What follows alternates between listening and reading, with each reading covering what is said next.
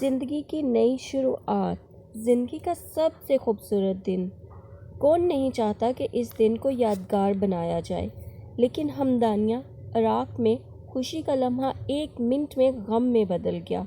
عراق کے شہر ہمدانیہ میں مسیحی برادری کی شادی کے دوران شادی ہال میں لگی آگ۔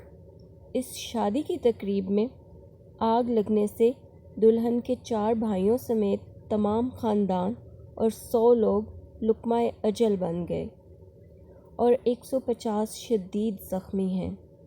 آگ فائر ورکس کی وجہ سے لگی اور دیکھتے ہی دیکھتے پورے حال کو اپنی لپیٹ میں لے لیا۔ ہم سب اپنے مسیحی برادری کے اس دکھ کی گھڑی میں ان کے ساتھ ہیں۔